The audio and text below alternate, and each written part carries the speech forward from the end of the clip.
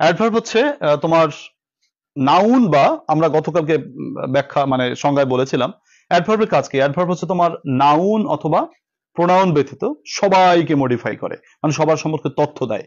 যেমন she sings nicely, সে সুন্দরভাবে গান গায়। কিভাবে গান গায়? সুন্দরভাবে গান গায়। তাহলে আমাদের এই যে গান গাওয়ার উপর একটা প্রশ্ন করলাম, এবং এই গাওয়ার তথ্যটা দিছে কি? নাইসলি। তাহলে কাকে মডিফাই করলো? ভার্বকে মডিফাই করলো। দেখো, হি ইজ ভেরি অনেস্ট, সে খুবই সৎ। কেমন সৎ? খুবই সৎ। কি খুবই, মানে সৎ কেমন? খুবই। তাহলে সতের উপর প্রশ্নটা করেছি, অর্থাৎ অনেস্ট অ্যাডজেক্টিভ, এই অ্যাডজেক্টিভকে মডিফাই করেছে অ্যাডভার্ব ভেরি। তার মানে অ্যাডভার্বের কাজ হচ্ছে ভার্বকে মডিফাই করে, অ্যাডজেক্টিভকে মডিফাই করে। আবার অ্যাডভার্ব কিন্তু অ্যাডভার্বকেও মডিফাই করে। যেমন শি সিংস এক্সট্রিমলি ওয়েল, সে অত্যন্ত ভালোভাবে গান করে। ওয়েল মানে এটা হচ্ছে অ্যাডভার্ব। তুমি অ্যাডভার্ব কিভাবে মানে মানে অ্যাডভার্ব সহজে কিভাবে বের করবা একটা বাক্য থেকে? এখানে দেখো, মনে রাখতে হবে কোন বাক্যের সাথে কোথায়, কখন, কিভাবে, কেন, কিভাবে, এইগুলো দিয়ে যদি প্রশ্ন করে তাহলে তুমি অ্যাডভার্ব পাই যাবা। তো এখানে দেখো, শি সিংস এক্সট্রিমলি ওয়েল, সে অত্যন্ত ভালোভাবে গান করে। কিভাবে গান করে? ভালোভাবে গান করে। কিভাবে ভালোভাবে গান করে? অত্যন্ত ভালোভাবে। তাহলে ওয়েল কিন্তু একটা অ্যাডভার্ব। এই অ্যাডভার্বকে আবার বিশেষভাবে প্রকাশ করার জন্য, তীব্রতা প্রকাশ করার জন্য আমাদের কিন্তু একটা কি বসেছে? একটা অ্যাডভার্ব বসেছে। তার মানে অ্যাডভার্ব কিন্তু অ্যাডভার্বকেও মডিফাই, সরি অ্যাডজেক্টিভ না, ওয়েলটা অ্যাডভার্ব ছিল। তো অ্যাডভার্বকে মডিফাই করতে কিন্তু আবার একটা অ্যাডভার্বই বসেছে। 4 number, the bird flew exactly over our head, পাখিটি ঠিক আমাদের মাথার উপর দিয়ে চলে গেল। কোথা দিয়ে চলে গেল? ঠিক আমাদের মাথার উপর দিয়ে। মাথার কোথা দিয়ে? ঠিক মাথার উপর দিয়ে। এই যে ওভার একটা প্রিপোজিশন, তাকে কিন্তু প্রিমডিফাই করেছে, মানে মডিফাই করেছে। আচ্ছা দেখো 5 number, the bell rang just after I had reached the college. এখানে আফটার কে প্রিমডিফাই করেছে জাস্ট। জাস্ট কিন্তু একটা adverb. It is a very charming scene, এখানে দেখো ভেরিটা কিন্তু এই চার্মিং, চার্মিং মানে হচ্ছে, দেখো তোমরা এটা পরে আমরা আলোচনা করবো যদিও, চার্মিং কিন্তু প্রেজেন্ট পার্টিসিপল, ভার্বের সাথে আইএনজি যুক্ত শব্দকে আমরা প্রেজেন্ট পার্টিসিপল বলি, আবার জিরান্ডও বলে থাকি। যদি নাউন হিসেবে কাজ করে সেটাকে বলি জিরান্ড, আর যদি অ্যাডজেক্টিভ হিসেবে কাজ করে সেটাকে বলি পার্টিসিপল। সেটা আমরা পরে আলোচনা করব। তো আপাতত জানো চার্মিং কে কিন্তু প্রিমডিফাই করেছে ভেরি, একটা adverb. Unfortunately he could not continue his study, দুর্ভাগ্যজনকভাবে সে তার পড়ালেখা চালিয়ে যেতে পারেনি। আমরা দেখতে পাচ্ছি এখানে আনফরচুনেটলি কথাটা পুরো একটা সেন্টেন্সকে মডিফাই করেছে। সো অ্যাডভার্বের কাজ কি? ভার্বকে মডিফাই করে, অ্যাডজেক্টিভকে মডিফাই করে, অ্যাডভার্বকে মডিফাই করে, প্রিপোজিশনকে মডিফাই করে, কনজাংশনকে মডিফাই করে, পার্টিসিপলকে মডিফাই করে, একটা পুরো সেন্টেন্সকেও মডিফাই করতে পারে। তবে এতগুলো কথা যদি তোমার বুঝতে অসুবিধা হয়, কোনো সমস্যা নাই, তুমি শুধু মনে রাখো কোথায়, কখন, কিভাবে, কেন, কিভাবে, এই কথাগুলো দিয়ে যদি তুমি প্রশ্ন করো বাক্যের কাছে, তাহলে তুমি যে শব্দটি পাবা সেটার নামই অ্যাডভার্ব। কিছু এক্সারসাইজ করা যাক। এখানে বেশ প্রশ্ন দেওয়া আছে, অ্যাডভার্বের অনেকগুলো প্রশ্ন আছে। তো দেখো, আমি তোমাদেরকে প্রথমে বের করি। আচ্ছা, 19 নম্বর প্রশ্নটিতে কি আছে? তোমরা কি নিজের একটু চেষ্টা করবে নাকি আমি বলে দেবো? নিজের একটু চেষ্টা করো। দেখো তো এই 5টা প্রশ্ন, দেখো তো টিক চিহ্ন করো তো, একটু খাতায় লেখো হয় কিনা তোমাদের। আমি 1 মিনিট বা 2 মিনিট সময় দেই, নিজের একটু চেষ্টা করো, তারপর না হয় আমি ব্যাখ্যা দিই। তোমরা নিজেরা চেষ্টা করে একটু ভুল করো, সমস্যা নাই, এরপর আমি বলে দেই। হয়ে গেলে তোমরা ডান লিখে দিও।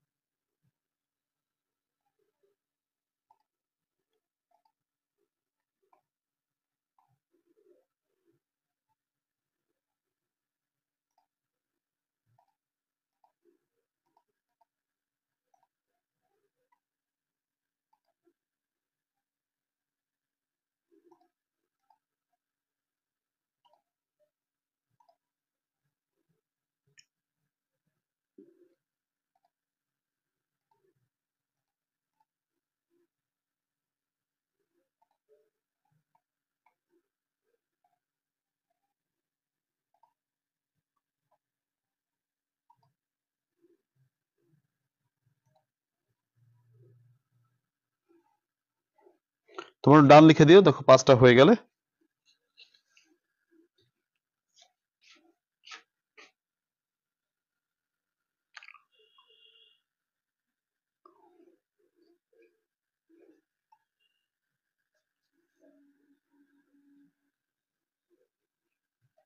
An adverb usually answers which of the following questions?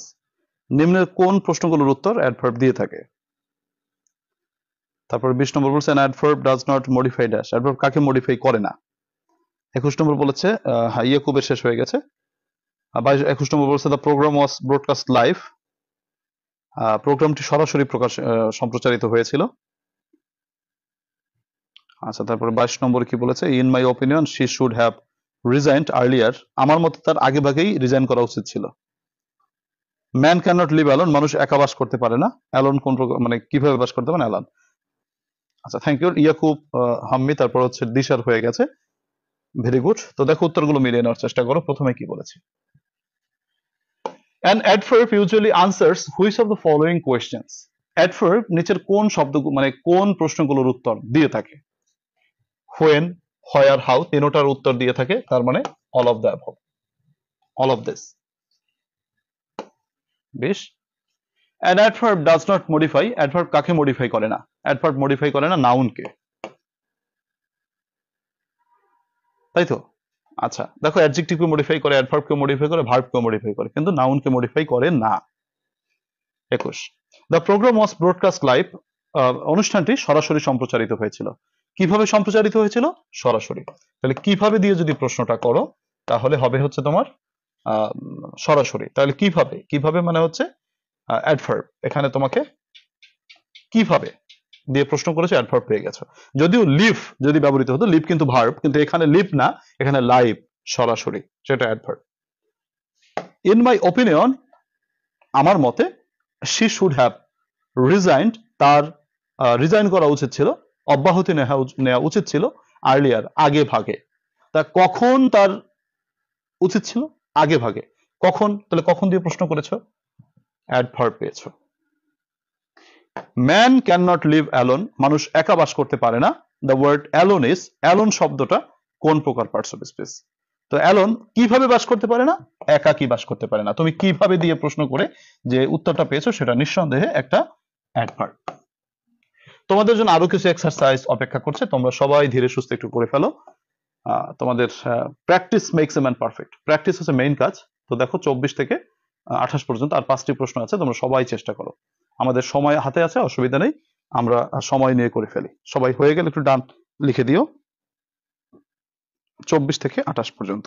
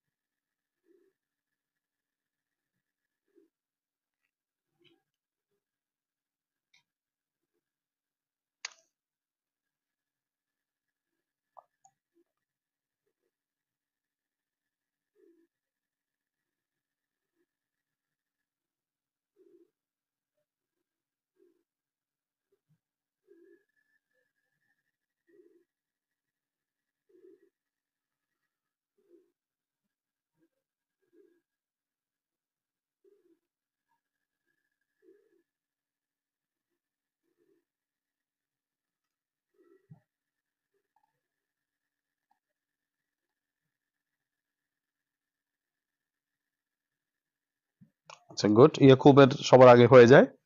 Yakub Bachchu, thank you.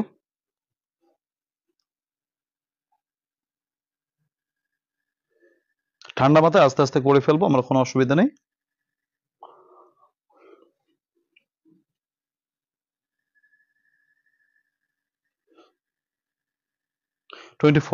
দেখো কি আছে, তোমাদের হয়ে গেছে, ফাইন। আচ্ছা দেখো 24 নম্বর, হি ওয়ার্কস হার্ড, সে কঠোর কাজ করে। কিভাবে কাজ করে? কঠোর কাজ করে। তাহলে hard adverb. My father works hard, আমার বাবা কঠোর কাজ করেন, এখানে অ্যাডভার্ব। তাহলে নিঃসন্দেহে এটা একটা adverb. The flight arrived late, ফ্লাইটটি দেরি করে এসেছিল। তাহলে কখন এসেছিল? দেরি করে এসেছিল, তাহলে অ্যাডভার্ব। তাহলে মানে অ্যাডভার্ব পাওয়ার জন্য সব থেকে সহজ বিষয় হচ্ছে কোথায়, কখন, কিভাবে, কেন, কেমন, that's it. May you live long, আপনি দিন বেঁচে থাকুন। কতদিন বেঁচে থাকুন?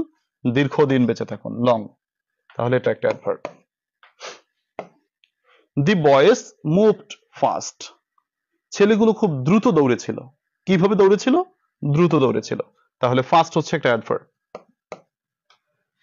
28, how fast the boy runs. ছেলেগুলো কত দ্রুত দৌড়ায়। তাহলে কিভাবে দৌড়ায়? দ্রুত দৌড়ায়। তাহলে ফার্স্ট হচ্ছে একটা অ্যাডভার্ব। সুপ্রিয় শিক্ষার্থীরা, তোমরা যারা আমাদের অনলাইন প্রাইভেট ব্যাচে ভর্তি এখনো পর্যন্ত হওনি, তোমাদেরকে অনলাইন প্রাইভেট ব্যাচে সম্পর্কে একটু জানাতে চাই। আমাদের 2025 সালের যারা অ্যাডমিশন টেস্ট দিতে যাচ্ছ জাতীয় বিশ্ববিদ্যালয়ে, অনেক বছর পর তোমাদের অ্যাডমিশন টেস্ট হচ্ছে। তো সেই অ্যাডমিশন টেস্টে আমাদের ক্লাস কিন্তু শুরু হয়ে যাচ্ছে। আমরা 25 দিন হাতে রেখে মূলত এই কোর্সটি করছি। আমরা প্রায় প্রতিদিনই ক্লাস করব। আমাদের ক্লাস হবে ফেসবুক প্রাইভেট ব্যাচে। তোমরা মাত্র 250 টাকায় আমরা 25টি লাইভ ক্লাসের মাধ্যমে মোটামুটি কোর্সটিকে শেষ করার চেষ্টা করব ইনশাল্লাহ। তোমাদের সপ্তাহে প্রায় 5 দিন ক্লাস নেব। আমরা রাত 9টায় আমাদের ক্লাস ফিক্স করেছি টাইম। তো তোমরা ক্লাস হবে আমাদের ফেসবুক প্রাইভেট ব্যাচে, ক্লাস হবে লাইভে স্মার্ট বোর্ড দ্বারা। লাইভ শেষে ক্লাসটা রেকর্ডেড থাকবে, তাই যদি তোমার কোনো ক্লাস মিস হয়ে যায় তুমি সেটা পরবর্তীতে করে নিতে পারবে। আমরা শুধু ইংরেজি পড়াই, তবে বোনাস হিসেবে তোমাকে বাংলা এবং জিকের কিছু মডেল টেস্ট হয়তো নিব, সেটা বোনাস। আর ভর্তি কনফার্ম করতে আমাকে জাস্ট টাকা পাঠিয়ে এই নম্বরে টাকা পাঠিয়ে স্ক্রিনশটটা পাঠাতে হবে। তবে টাকা পাঠানোর আগে অবশ্যই আমার সাথে একটু যোগাযোগ করে নেবে। আমার সাথে যোগাযোগ করবে ভর্তি হওয়ার জন্য 01843852361 এই নম্বরে হোয়াটসঅ্যাপে। সুপ্রিয় শিক্ষার্থীরা, তোমরা যদি অনেকেই জিজ্ঞেস করো স্যার আমাদের কোর্স প্ল্যানটা যদি একটু বলেন যে আমাদের কি কি পড়ানো হবে। দেখো, আমি তোমাদেরকে এই যে কোর্স প্ল্যানটা দেখাচ্ছি, আমাদের অ্যাডমিশন টেস্ট 2025 আমাদের যে টপিক আছে সেইগুলো দেখো। এখানে আমরা লেকচার নম্বর 1-এ আমাদেরকে প্রথম ক্লাসে আমরা কি পড়বো, ধরো পার্টস অফ স্পিচ এর বেসিক প্লাস ক্লাসিফিকেশন। আমাদের প্রথমত পার্টস অফ স্পিচের বেসিক যে সূত্রগুলো সেখান থেকে পরীক্ষায় প্রশ্ন আসে, প্লাস হচ্ছে পার্টস অফ স্পিচ কত প্রকার, নাউন কত প্রকার, অ্যাডজেক্টিভ কত প্রকার, অ্যাডভার্ব কত প্রকার, এই যে প্রকারভেদ এখান থেকে কিন্তু আমাদের প্রশ্নগুলো হয়। সো আমাদের প্রথম ক্লাসে আমরা পার্টস অফ স্পিচের বেসিক প্লাস ক্লাসিফিকেশনটা শেষ করব। এরপর প্রতিদিন আমাদের মুখস্থ পার্ট থাকবে। যেমন ধরো আমাদের কিছু মুখস্থ পার্ট রয়েছে যেগুলো অনেকটা মুখস্থ করতে হয়। ধরো number, gender, preposition, idioms and phrase, synonym, antonym, spelling, proverbs, translation, এই যে আইটেমগুলো রয়েছে এর প্রত্যেকটি আইটেম থেকে আমি তোমাদেরকে প্রত্যেকদিন ক্লাস শেষে বা ক্লাসে আমি তোমাদেরকে পিডিএফ দিয়ে দিই বা ছবি দিয়ে দিই, যে এখান থেকে সাজেশন, ধরো নাম্বার থেকে 20টা প্রশ্ন দিলাম, জেন্ডার থেকে 10টা প্রশ্ন দিলাম, ইডিয়মস এন্ড ফ্রেজ থেকে 15টা প্রশ্ন দিলাম। এরকম করে প্রতিদিন পড়া দিয়ে আমরা পরবর্তী ক্লাসে এর উপর একটা পরীক্ষা নেই, তারপরে আমরা আমাদের নতুন ক্লাস শুরু করি। যেমন দ্বিতীয় ক্লাসে আমরা আলোচনা করব হচ্ছে আমাদের identification of parts of speech and formation of parts of speech. অর্থাৎ আমাদের পরীক্ষায় পার্টস অফ স্পিচের চিহ্নিতকরণটা আসে, যে একটা আন্ডারলাইন করে বলে যে এটা কোন প্রকার পার্টস অফ স্পিচ। আবার যেমন একটা শব্দ দিয়ে এই শব্দের অ্যাডজেক্টিভ কি, এই শব্দের ভার্ব কি, এরকম বলে। সো এইটা আমরা দ্বিতীয় ক্লাসে শিখবো। আর যথারীতি আমাদের প্রত্যেক দিনের ক্লাসে আমরা মুখস্থ পার্টের যে অংশটা রয়েছে তার উপর আমরা একটা সাজেশনস দিব, যেটা তুমি প্রতিদিন পড়ে প্রতিদিন পরীক্ষা দিবে, এবং এগুলো তোমার প্রতিদিন যদি এইভাবে করো তুমি তোমার কমপ্লিট হয়ে যাবে আশা করি, যেগুলো দরকার। তারপরে তৃতীয় ক্লাসে আমরা পার্টস অফ স্পিচ নিয়ে আবার ইম্পর্টেন্ট রুলস গুলো আলোচনা করবো। অর্থাৎ প্রথম 3টি ক্লাসে আমাদের পার্টস অফ স্পিচ শেষ হয়ে যাবে। চতুর্থ ক্লাসে মোডালস, পঞ্চম ক্লাসে আমাদের চেঞ্জিং সেন্টেন্স, যেটা অর্থ অনুসারে চেঞ্জিং সেন্টেন্স। ষষ্ঠ ক্লাসে হচ্ছে তোমার ভয়েস চেঞ্জ, মানে চেঞ্জিং সেন্টেন্সের ভিতরে পড়ে সেটা। সপ্তম ক্লাসে ডিগ্রি। অষ্টম ক্লাসে আমরা changing sentence, simple complex compound নিয়ে আলোচনা করব। নবম ক্লাসেও সিম্পল কমপ্লেক্স কম্পাউন্ড। দশম ক্লাসে রাইট ফর্ম অফ ভার্বস এর প্রথম লেকচার। 11 নম্বর ক্লাসে আমরা রাইট ফর্ম অফ ভার্বস এর দ্বিতীয় লেকচার, এবং 12 নম্বর ক্লাসে আমরা রাইট ফর্ম অফ ভার্বস এর তৃতীয় লেকচার আলোচনা করব, এবং এর মাধ্যমে আমাদের রাইট ফর্ম অফ ভার্বস শেষ হয়ে যাবে। 13 নম্বর ক্লাসে আমরা আর্টিকেল শেষ করব। আর তোমার 14 নম্বর ক্লাসে আমরা ন্যারেশন নিয়ে আলোচনা করব বা শেষ করব ন্যারেশন। এক ক্লাসে ন্যারেশন যথেষ্ট। 15 নম্বর ক্লাসে আমরা correction, completing sentence, filling in the gaps নিয়ে তোমাদেরকে শেখাবো। প্রিয় শিক্ষার্থীরা, এই যে তোমার মনে করো 3টি গ্রামাটিক্যাল আইটেম যেগুলো আমি এখানে দিয়েছি, correction, completing sentence, filling in the gaps, এগুলো কিন্তু আলাদা কোনো আইটেম না, এগুলো হচ্ছে তোমার সকল গ্রামারের একটা পুঞ্জীভূত রূপ। এই আইটেমগুলো মোটামুটি আগের যে গ্রামার গুলো পড়েছো, যেমন parts of speech, narration, voice change ইত্যাদির সমন্বয়ে এই 3টি আইটেম হয়ে থাকে। সো এই 3টা আইটেম হচ্ছে তোমার ওই আইটেমগুলো রিভিশন। আমরা বেশ কয়েকটি ক্লাসে, তোমার প্রায় 4-5টা ক্লাসে এইগুলো নিয়ে আলোচনা করব। আমাদের যখন 20টি ক্লাসের মাধ্যমে পুরো কোর্স একেবারে ফুল অ্যান্ড ফাইনাল ইনশাল্লাহ কমপ্লিট হয়ে যাবে। এরপর আমরা 10টি মডেল টেস্ট নিব তোমাদের লাইভে। প্রতিদিন 2টি করে ইংলিশের উপর মডেল টেস্ট নিব লাইভে, এবং এর সাথে সাথে আমার ক্লাসটি কিন্তু রিভিশন করা হয়ে যাবে। প্রিয় শিক্ষার্থীরা, তোমরা যারা এখনো পর্যন্ত নিজে থেকে বঞ্চিত রাখছো, আমি মনে করবো যে বঞ্চিত রাখা ঠিক না। তোমাদের যাদের ইংরেজিতে এখনো দুর্বলতা রয়েছে, তোমরা যদি 20 দিনও হাতে সময় পাও পরীক্ষার আগে, তোমরা এই ব্যাচে ভর্তি হয়ে যেতে পারো। মাত্র 250 টাকা তোমাদের কোর্স ফি, একেবারে নামমাত্র মূল্যে। তো ব্যাচে ভর্তি হওয়ার জন্য তুমি আমার সাথে হোয়াটসঅ্যাপ SMS করো 01843852361 এই নম্বরে। সুপ্রিয় শিক্ষার্থীরা, তোমাদের যাদের ক্লাসটি একটু হলেও তোমরা উপকৃত হয়েছো ক্লাসের মাধ্যমে, আমি আন্তরিকভাবে রিকোয়েস্ট করবো ক্লাসটিকে একটু শেয়ার করে দিও। আর যারা ফেসবুক পেজ থেকে দেখছো তারা ফেসবুক পেজ থেকে ফলো দিয়ে রাখো, আর যারা ইউটিউব থেকে দেখছো তোমরা ইউটিউব চ্যানেলটিকে সাবস্ক্রাইব করে রেখো। আর সব থেকে বড় কথা হচ্ছে তোমরা একটু কমেন্ট করো, কারণ তোমরা একটু কমেন্ট কম করো বিধায় একটু অনুপ্রাণিত হয় না, মাঝে মাঝে ক্লাস বন্ধ রাখি। মানে তোমরা কমেন্ট করলে হয়তো মতামত দিলে আরো বেশি অনুপ্রাণিত হয়। প্রিয় শিক্ষার্থীরা, আল্লাহ তাআলা তোমাদের সকলকে অনেক অনেক ভালো রাখুক এবং তোমাদের পরীক্ষা অনেক ভালো হোক, সেই শুভকামনা রেখে আজকে ক্লাস থেকে বিদায় নিচ্ছি। আল্লাহ হাফেজ।